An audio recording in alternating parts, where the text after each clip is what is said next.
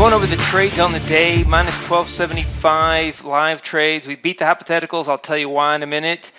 And minus 300 on the 50K portfolio. The live on the month is about break even. And we have the hypotheticals on the month is about minus 550750. So the current hypothetical end of day drawdown is 13,430.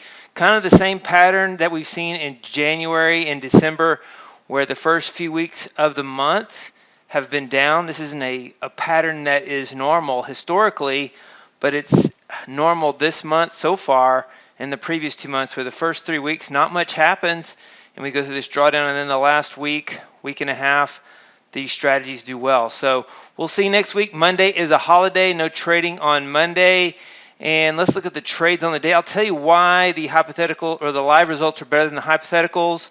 Because on the NASDAQ, the profit target for Viper was about a point or two away from the stop loss on momentum reversal. So the market went all the way down here, stopped out momentum reversal, about a point or two away from Viper, and I took that, I overrode that strategy manually, gave up 12 points on the profit target on the NASDAQ, or 240 per contract, because I've seen this happen many times where the market will, the NASDAQ wiggles a lot, and for it to hit that stop and then not hit the profit target, which is just a couple of points away, and then just violently reverse like that. It did come back down, but it didn't come back down to that profit target.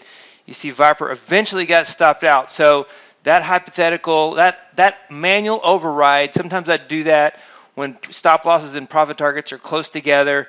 Gives us an opportunity to get ahead of the strategies, and so we risk 12 points, not making 12 points less, but I didn't want to give up the whole trade on that situation where we had a lot of other strategies that were short, and you can see what happened.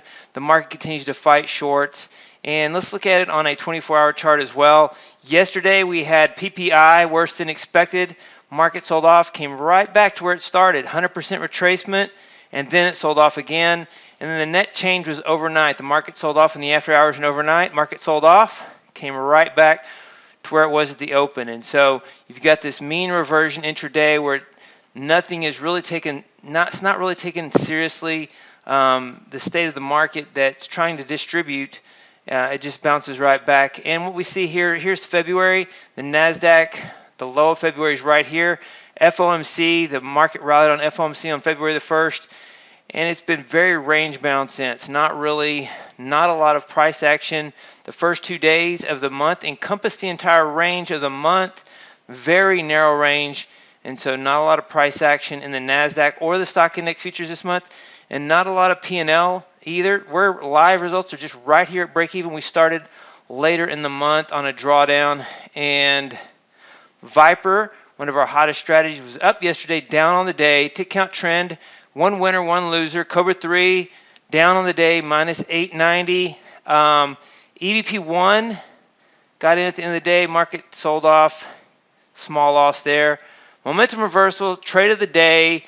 Really the only winner on the NASDAQ. Stopped out on the first trade. Second trade captured the move. Tick reversal. You see how it's just awkward. All these short trades since about between April and June, the market's just made these short trades difficult. It just keeps reversing it. There's no fluid motion to the downside. Yesterday there was no fluid motion to the upside. So right now in the month of February, it's kind of the same on both sides of the market. There is still more follow through on the long side. You see the follow through on Wednesday to the long side, but then yesterday the market rolls over. Today, kind of mirror opposite of yesterday. Day before a holiday, Monday is a holiday, so sometimes you get that, but I thought we might get some stronger selling, but we just had this price action that constantly reverses. And once we start getting some selling, it'll be a season of selling. It won't be a one-hit wonder.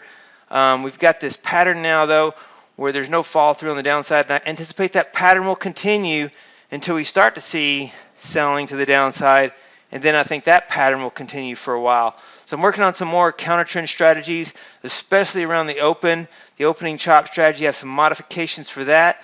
Looks pretty good. I'll have more information on that. Cobra 3, S&P minus 625, momentum reversal ES, trade of the day. Momentum reversal ES took the long trade into the close, plus 812.50. ES was 1 for 2 on the day, up on the day on the ES, down on the NASDAQ. NASDAQ was 1 for 6 as all these short strategies struggled. This long strategy struggled here on EVP, but just tough to, continues to be tough to short this market. And so we'll continue to look for more counter trend strategies, as well as a breakout of this narrow range in February as we go into the last week or week and a half of February.